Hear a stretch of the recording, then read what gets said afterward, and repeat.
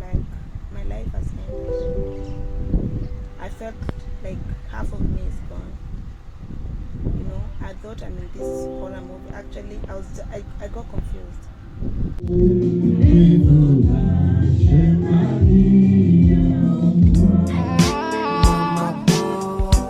She's mama boy. She's mama boys. Mama boys. Mama boys. Mama boys. Mama boys. She's mama boys. Thank you so much for the people who have been sending me messages, sending your condolences and mourning with me at this difficult time in my life. Most people know I lost my grandmother on Monday the 23rd, and it has been a tough journey, and it has been very painful, and she rested yesterday on Monday, so today is the day after we laid her to rest.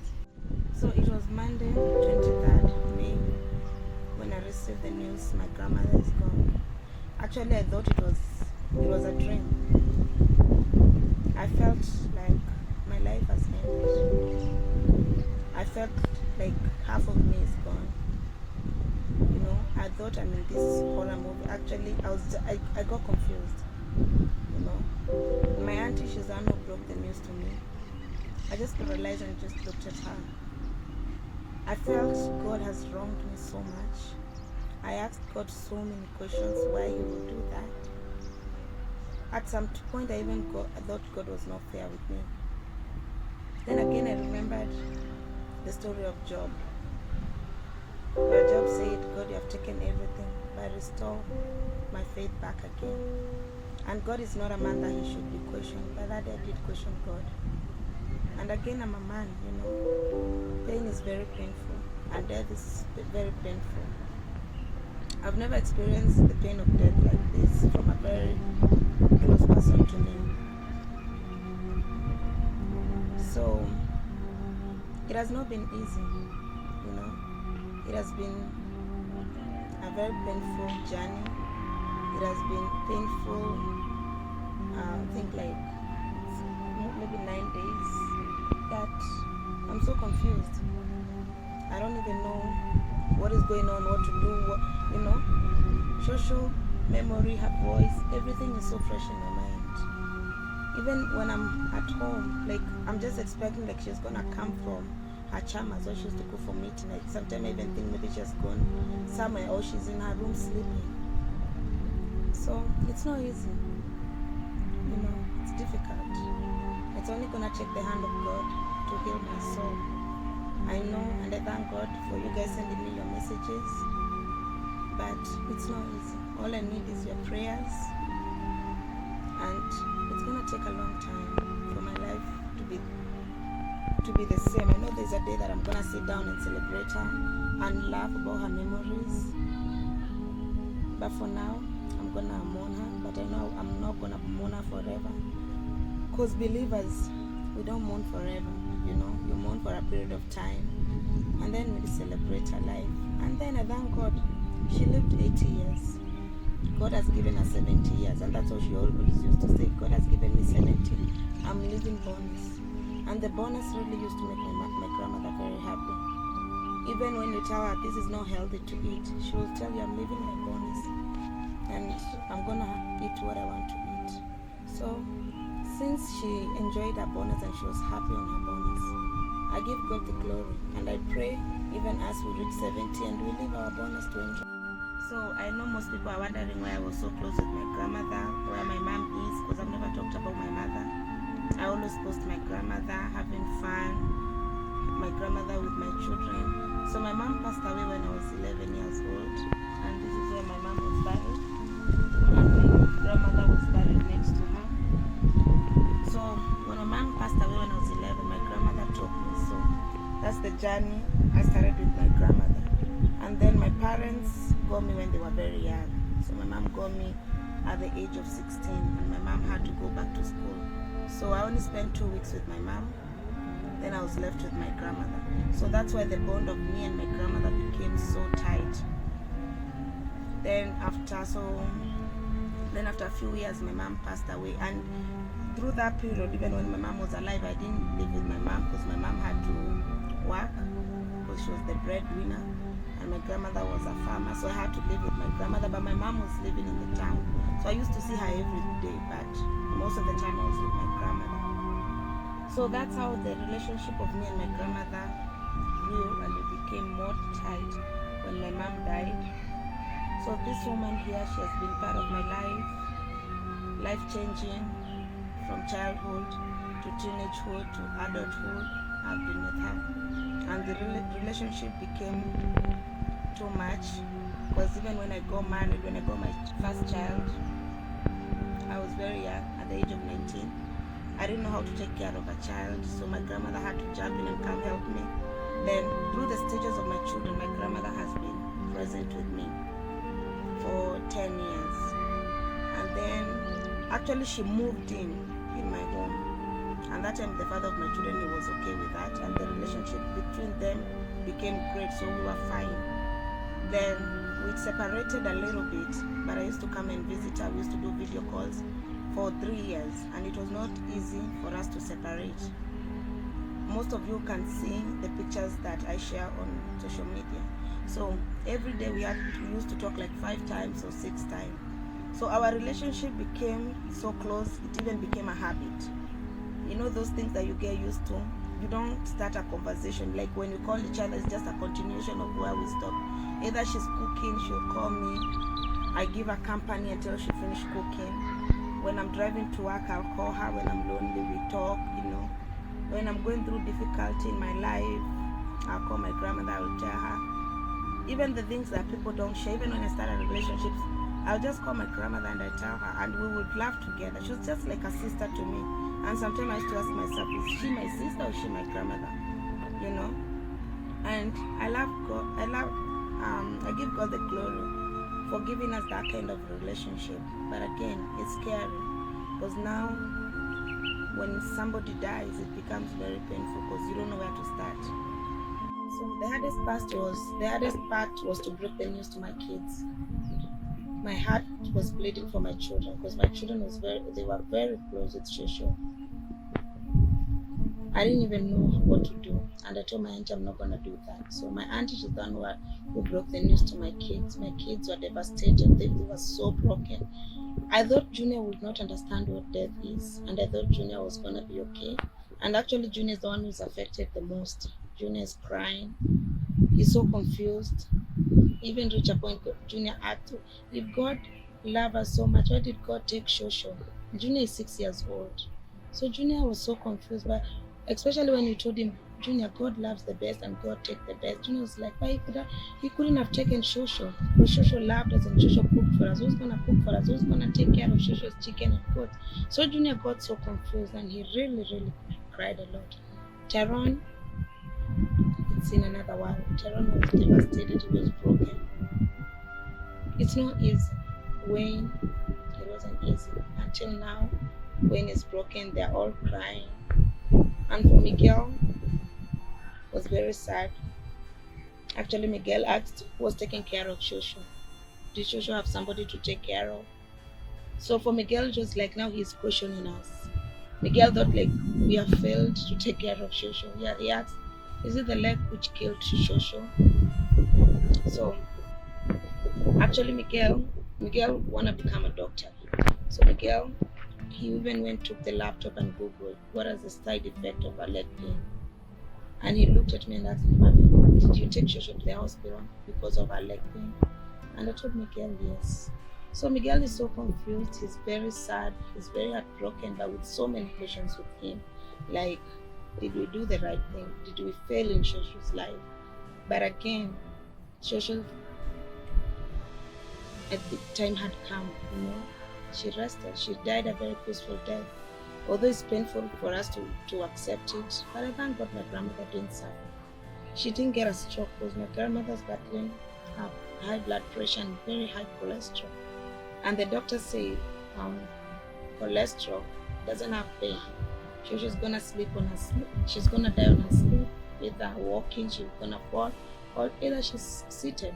You know, but we ignore that point because we always think death is so far away from us. But death is not far away from us. Sometimes when the doctor says something, don't ignore those signs because it's the truth, you know. But us as African, we always believe that no, death is not something that we should even talk about. Like it's a taboo. Like let's just put it away. But that's how it was.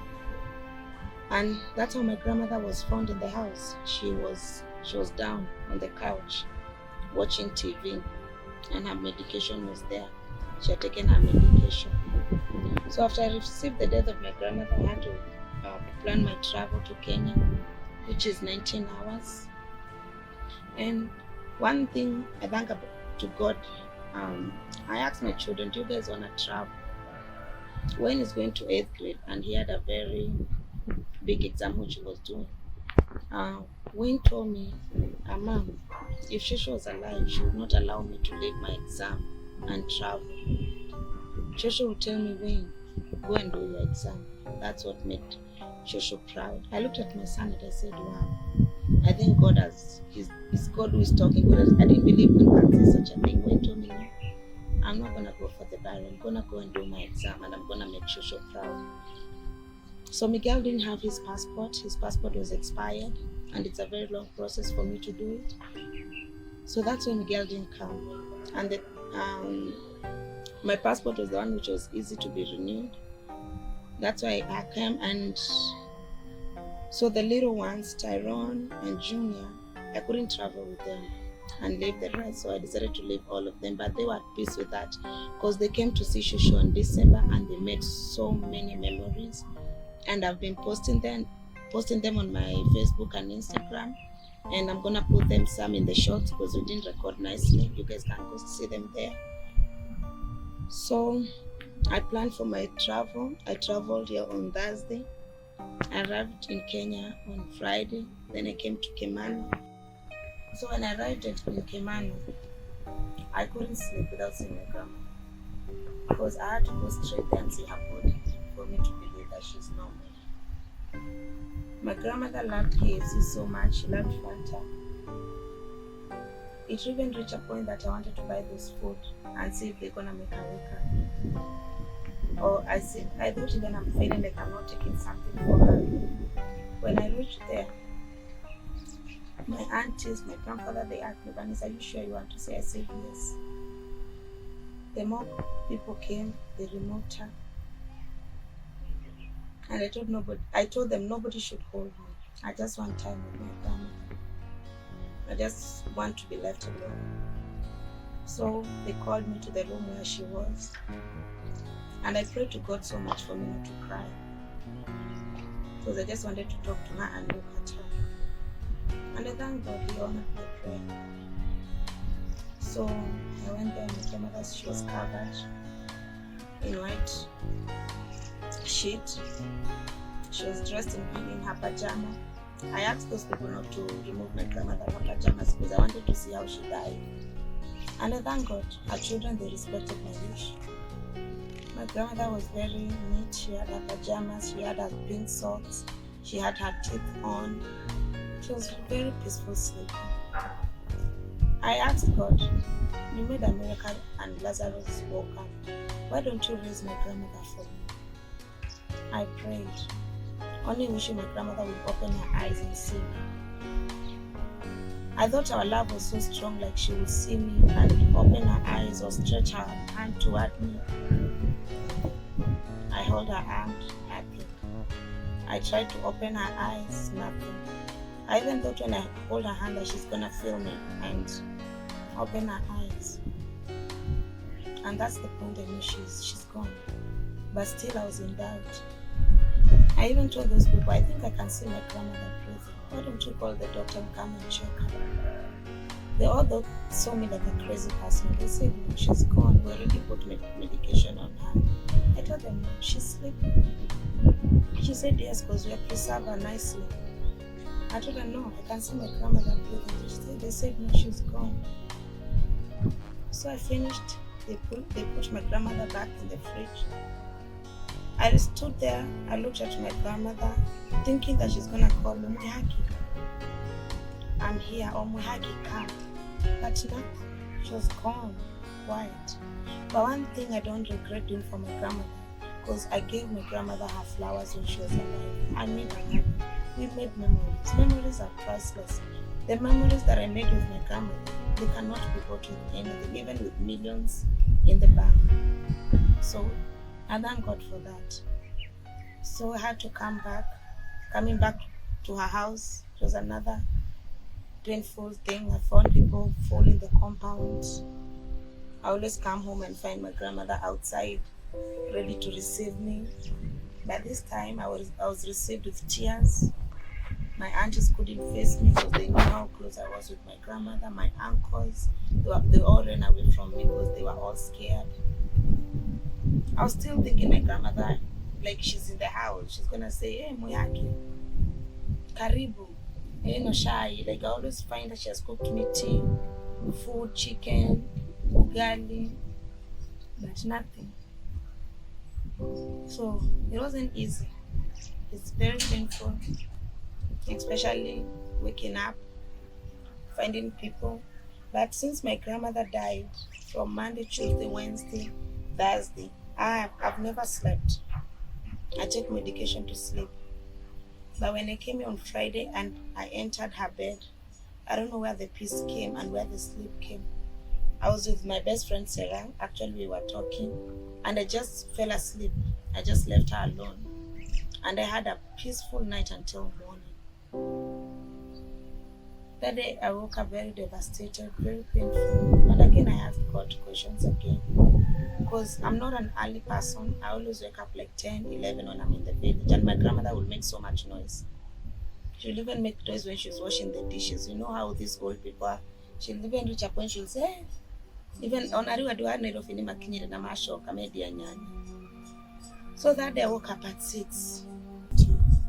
My grandmother is not here. Her Inoro is not on because when she wake up, the first thing she'll put it's very loud volume of Inoro. And now I knew it's time to go and take her clothes in the mortuary because they say the clothes has to be there at 7 a.m. It wasn't easy. It was very hard. So we went, we got there, and we gave those people her clothes. I bought her jewelry because my grandmother loved necklaces. She would never wear a dress without a necklace. And I bought her a watch. That's another thing she loved. But since I can't dress my grandmother, so she was dressed by the women, but they only put her dress. Then I went in, I put her coat, I put her jewelry, I put her watch, her earrings, just to make her look the way she always looked. And I put her shoes. Then I looked at her, the way she's sleeping. She was very peaceful sleeping. Actually that day I saw my grandmother looking like a baby, very pretty. Only wishing that she was just gonna wake up and just talk, but nothing. Then now, I was at peace. People can feel my grandmother now because she's clean and well dressed up. But one thing I'm proud about myself, and one thing I'd like people to learn from me or I would like to teach people, give your parents flowers when they were alive. Buy them gifts, shower them with clothes, shower them with jewelry. If they love necklaces, if they love clothes, if they love shoes, shower them with them. You don't have to have so much money for you to do that. You can even buy something very simple, but it's gonna make them happy. Because when I was dressing my grandmother with all these expensive clothes, I had no guilt in my heart. I was in so much peace because I knew that's what I used to do to her, you know, and I knew that's how my grandmother used to dress, and that's why I didn't want my grandmother's body to be viewed by people without my affirmation that she looks the way she wanted to look, you know. I even had to put the shawl the way she used to like, her necklace, you know, and I'm happy I was there, and I took care of her body when it is dead. Like, she wasn't ashamed even when people were feeling her. So we finished, people viewed her, we came to the home, we buried her, but the most painful part was putting my grandmother to the grave. That's when I knew this is real. If I had a power, I would pause that moment. It reached a point I even told God, can you pause this time? Even, or can you take time back, even 4 hours back? Because I was just, especially when I saw the pastor now has taken over, I knew now. After the preaching, we're going to the grave. I was even wishing pastor to continue preaching. I even reached a point I told my cousin I should sing. Can you please sing a little bit more? Can you sing like for 1 hour? Just wishing like we can pause this time. My grandmother is not to go on the grave.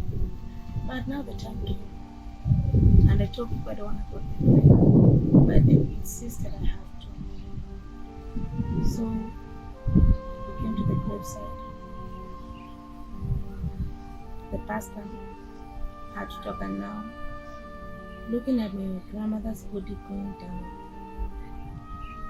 until now it's very painful. Even receiving the news of her death, I didn't feel pain like watching her body going down, knowing that I will never see her again, knowing that she's gone forever. And the pastor had to say, till now you have been returned to soil. Oh my goodness. I felt like I'm being stabbed. I felt my heart is being crushed. I felt God doesn't love me. I saw all these unfair things to me. And I had to be told we had to throw the soil. That's a second goodbye. That's another breaking point in my life. Since yesterday after that, I just went to the house. I got very sick. I got a very bad headache.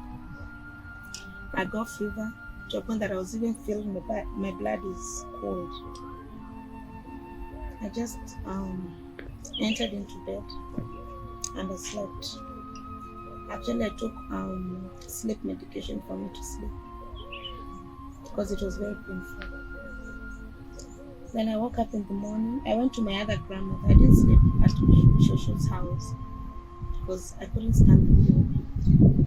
My grandmother just lived 2 minutes from my grandmother's house. So coming back in the morning, the next day after her burial, it was another traumatizing thing. I didn't know how to do it. I didn't even want to come back to this one. But I had to, because my uncles, my aunties, they were all waiting for me for us to have a family meeting. And I knew I have to go to her grave and put flowers and see how it has been kept. So I didn't want to come with it because I could have come with the entrance of my grandmother's grave. Because from my dad's side, I could have come from that side. So I didn't want the grave to invite me or to see it first. So I had to tell my cousin to drive me so that we come from the front. When I came from the front, I found this empty room. They're not open. That's how I used to find my grandmother. So I thought my grandmother is there. But I think she's not there. I had to come to her grave. And these are grave. The flowers were not kept nicely. The roses were not planted. I called my friends to come and help me. Who they had created memories with Shushu. They all knew her. They loved her. My grandmother sometimes used to tease them and tell them to get children because children are beautiful. I even used to tell her, Shushu, I love children, but you have to tell to get children. So my friends are the one who planted these roses with them. And this Shushu was up, so we moved it down here. So the word Shushu, the way I've done the flowers, this is Shushu. Shushu means grandma in English, grandma.